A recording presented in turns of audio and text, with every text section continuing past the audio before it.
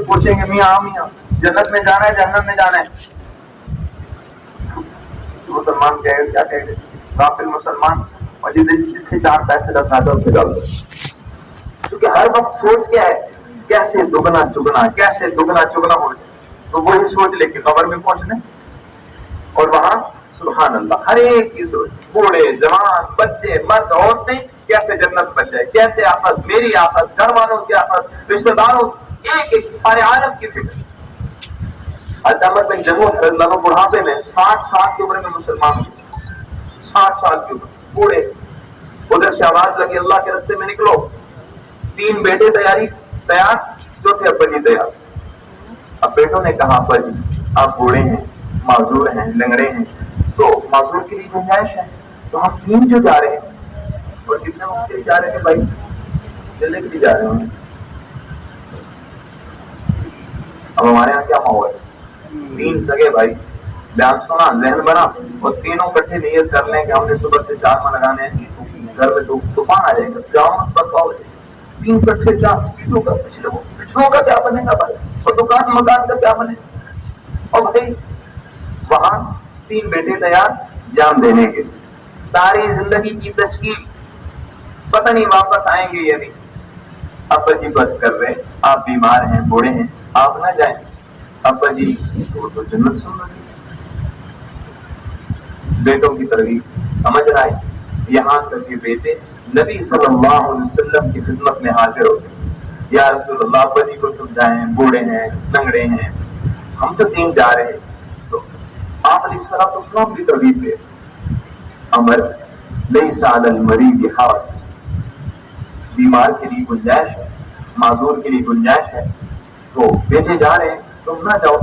تو یاد صحابہ میں اس بوڑھے صحابی کا وہ ایمان افروز جملہ آج بھی ملتا ہے، حضرت احمد بن جموح یا آپ علیہ السلام کی مجلس میں بیٹھے ہیں، پیارے نبی صلی اللہ علیہ وسلم فرما رہے نہ جاؤ، گنجائش ہے، معذور ہو، بوڑھے ہو، لنگڑے ہو، اور آپ صلی اللہ علیہ وسلم کی تقریر سن کر بھی حضرت عمر بن جموح رضی اللہ عنہ آگے سے عرض کرنے لگے، یا رسول اللہ انی لمشتاق الی الجنہ، یا رسول اللہ معذور بھی ہوں، بوڑھا بھی ہوں، لیکن مجھے جنت کا شوق ہے، بہت دیر سے آیا ہوں، بلفاظ دیگر وہ لیپ نکالنا چاہتا ہوں، بہت دیر سے آیا ہوں، مجھے جانے دیجیے، مجھے جنت کا شوق ہے، میں تو چاہتا ہوں میں بھی جاؤں، اللہ کے راستے میں نکلوں، وہاں وہیں شہید ہو جاؤں، اور اسی لنگڑے پن کے ساتھ میں جنت میں چلوں۔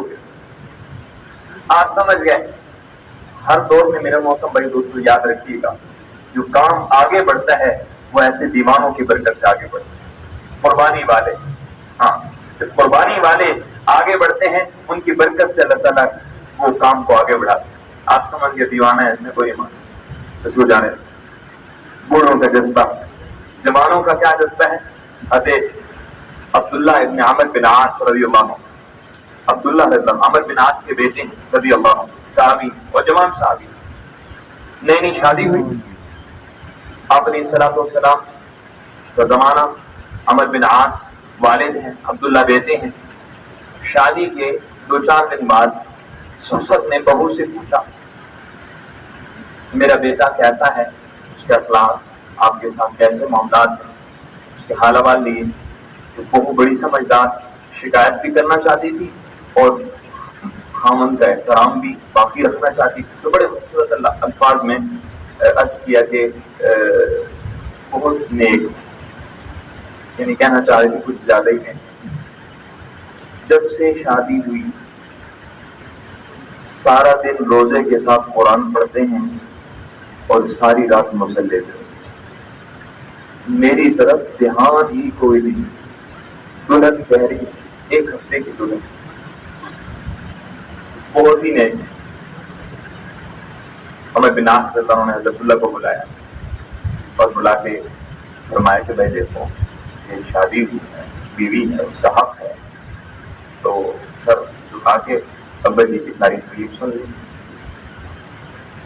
وہ آدھے گھنٹے اور 1.25 گھنٹے کے وہ 6 نمبر سن لی، بیان سن لی، جب وہ ساری تکلیف سنی، اور پھر یہ جیسے آپ چلے گئے۔ ہفتے بعد پھر حضرت عمر بن عاص رضی اللہ عنہ نے بہو سے پوچھا کہ میرے بیٹے میں کچھ تبدیلی، کچھ آپ کی طرف میلان وہ کہتی ہے. میرے محترم بھائی دوستوں تھوڑا سمجھے، جوان ہے، جذبات، لیکن اس قدر آخرت دل و دماغ پہ سوار ہے، اس قدر جنت بنانے کا جذبہ ہے، اس قدر اللہ کی محبت ہے، اس قدر نماز سے تعلق، اس قدر قرآن سے تعلق، دلہن کی طرف توجہ نہیں. آخر کار عمر بن عاص رضی اللہ عنہ بیٹے کو لے کر نبی صلی اللہ علیہ وسلم کی خدمت میں حاضر تھے. یا رسول اللہ اس کو سمجھائیں، اس کی شادی کی ہے، دلہن کی طرف، بیوی کی طرف اس کی توجہ نہیں ہے. اس موقع پہ آپ علیہ الصلوۃ والسلام نے حضرت عبداللہ رضی اللہ عنہ کو فرمایا، یا عبداللہ ان لنفسک علیک حق ان لزوجتک علیک حق. عبداللہ دیکھو، ہماری شریعت میں افراط تفریط نہیں ہے، بے اعتدالی نہیں ہے، اعتدال ہے، عبادت بھی ہے، گھر میں وقت بھی دینا ہے، بیوی بچوں کی ضروریات بھی ہیں، سارا کچھ ہے، سب کو لے کے چلنا ہے. تجھ پر تیری جان کا حق ہے، تجھ پر تیری بیوی کا حق ہے. جو آپ علیہ الصلوۃ والسلام نے تو یوں کیا کرو. اب صورتحال یہ تھی کہ روزانہ 30 پارے کی تلاوت اور بغیر ناوے کے روزہ اور رات گئے تک تہجد. تو آپ علیہ السلام فرما رہے ہیں تھوڑا سا قرآن پڑھنا کم کر دیں. سبحان حضور علیہ السلام شریف روزانہ روزہ نہ رکھا کرو، میری سنت پہ عمل کر لیا. ہر پیر کو جمعرات کو روزہ رکھنا نبی صلی اللہ علیہ وسلم کی سنت ہے. ایام 20 کے روزے، چاند کی 13، 14، 15 کا روزہ، اس کا اہتمام کر لی کرو. عبداللہ بیوی کا حق ہے، تیری جان کا حق ہے، آرام بھی کرو، گھر والوں کو وقت بھی دو. میرے محترم بھائی دوستوں، اس جوان صحابی کی ایمان کو سلام ہے. حیات الشامہ میں لکھا ہے نبی صلی اللہ علیہ وسلم ترغیب دے رہے اور حضرت عبداللہ آگے سے بار بار کہتے جا رہے، یا رسول اللہ مجھے اپنی جوانی سے آخرت بنانے دیجیے. یا رسول اللہ مجھے اپنی جوانی سے آخرت بنانے دیجیے، مجھے اپنی جوانی سے جنت بنانے دیجیے. یا رسول اللہ مجھے اپنی جوانی سے فائدہ اٹھانے دیجیے. آپ علیہ السلام پھر چلتے چلتے آخر طے یہ ہوا کہ صوم داؤدی رکھو، 1 دن روزہ 1 دن چھٹی، اور 3 دن میں قرآن ختم کرو، روزانہ 10 پارے. اس پر جا کے مشکل سے مطمئن ہوئے. اور جب پورے ہوئے تو اپنے شاگردوں کو کہا کرتے تھے بوڑھا ہو گیا ہوں، اب روزہ رکھ نہیں پاتا، 1 دن چھوڑ کر، بیماریاں بھی ہیں، مسائل بھی ہیں، لیکن پیارے نبی صلی اللہ علیہ وسلم کو زبان دے کر بیٹھا ہوں، موت تک اسی پر عمل کرتا رہوں گا، موت تک اسی پہ عمل کرتا رہوں.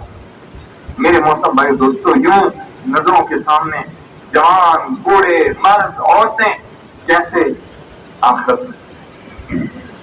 جیسے میری آخرت تک ایک ایک اپنی آخرت کو چمکانے میں، اور صرف اپنی آخرت میں میرے محترم بھائی دوستو اپنے گھر والوں کی، بیوی بچوں کی. 9 مسلم، ایک نہیں 20 واقعات. ابھی مسلمان ہوئے، ابھی کلمہ پڑھا، اور کلمہ پڑھتے ہی ایک آگ، ایک درد، ایک غم، ایک پریشانی لگ جاتی. عورتیں کیا، حضرت ام سلیم رضی اللہ عنہ مسلمان ہوئی، مسلمان ہوتے ہی اپنے بیٹے اور اپنے خاوند کو دعوت دے، کلمہ پڑھ لو، اصل کلمہ پڑھ لو، مسلمان ہو جائے. خاوند کے مقدر میں ایمان نہیں تھا، مالک بن نضر، وہ یمن کی طرف بھاگ گئے اور حالت کفر میں مر گئے. بیٹے کو دعوت دی، دعوت دیتی رہی یہاں تک کہ بیٹے مسلمان. صحابہ میں بڑا نام ہے حضرت انس رضی اللہ عنہ. حضرت انس کو کلمہ پڑھانے والی ان کی والدہ محترم. حضرت انس کے اسلام میں داخلے کا سبب ان کی ماں ہے. اور پھر 10 سال کی ہوئی، آپ علیہ السلام کے ساتھ ایسا تعلق، 10 سال کا چھوٹا سا بچہ حضرت انس صلی اللہ علیہ وسلم کو لے آئی اور عرض کیا، یا رسول اللہ میرے پاس اور تو آپ کی خدمت کے لیے کچھ ہے نہیں، یہ میرا بیٹا ہے، اسی کو قبول فرما لیجیے، اس سے خدمت لے. آپ علیہ السلام نے اپنی خدمت میں رکھ لیا. حضرت انس صلی اللہ علیہ وسلم وہ خوش نصیب صحابی ہیں. سلام ہے حضرت انس صلی اللہ علیہ وسلم کے نصیب کو 10 سال پیارے حبیب صلی اللہ علیہ وسلم کی خدمت کا موقع ملا. آپ کے نالین مبارک پہناتے بھی تھے، اترواتے بھی. تہجد کے وقت آپ کا مصلی بچھاتے تھے. آپ کی مسواک پکارتے تھے, آپ کو پانی مہیا فرماتے تھے. ایک موقع پہ تو مائیں تو مائیں ہوتی ہیں, ایک موقع پہ حضرت انس رضی اللہ عنہ کی والدہ حضرت ام سلیم حاضر ہوئی اور عرض کی یا رسول اللہ میرا بیٹا آپ کی خدمت کرتا ہے, اس کے لیے کوئی دعا فرما دیں. حالانکہ دعائیں تو پہلے سے مل رہی تھی, لیکن ماں ہے یا رسول اللہ آپ کی خدمت کرتا ہے, اس کے لیے کوئی دعا تو فرما دیں. آپ نے فوراً ان کی جی رکھنے کے لیے فوراً آپ نے موقع پہ فرمایا اے اللہ انس کی آل اولاد میں برکت دے دے. ایک جملہ زبان نبوت سے نکلا ہے, اے اللہ انس کی آل اولاد میں, مال میں, اولاد میں برکت دے دے. حضرت انس فرماتے ہیں پیارے نبی صلی اللہ علیہ وسلم کی زبان اقدس سے دعا کیا نکلی تھی, اللہ نے میری نسل میں, میری ذریت میں اتنا اضافہ فرمایا, میرے پوتے دوتے جو زندہ رہے وہ تو سماج سے باہر, سو میرے پوتے دوتے تو وہ تھے جو بچپن میں مر گئے, میں نے اپنے ہاتھوں سے دفن کیا, جو زندہ تھے تو وہ تو سماج سے باہر. اے اللہ انس کی آل اولاد میں برکت دے دے. 21 یا 20 سال کے جب وہ ہوئے تو آپ علیہ الصلوۃ والسلام دنیا سے پردہ فرمائے. تو عورتوں کا جذبہ, اور اس کے بعد پھر ابو طلحہ نے پیغام بھیجا رضی اللہ عنہ, ام سلیم رضی اللہ عنہ کی طرف پیغام بھیجا, میں تم سے نکاح کرنا چاہتا ہوں, شادی کرنا چاہتا ہوں. اب وہ فکر لگی, جب آپ نے پیغام بھیجا تم کافر میں مسلمان, میرا تیرا نکاح نہیں ہو سکتا, کوئی صورت ہے ہاں کلمہ پڑھ لو میں نکاح کر دوں. ہر گھڑی سوار ہے ایک ایک انسان جیسے جہنم کے انداروں سے بچے, ایک ایک کی فکر. ابو طلحہ تھوڑی سی ضد کی, حضرت صحابہ میں تفصیلی بات کرے,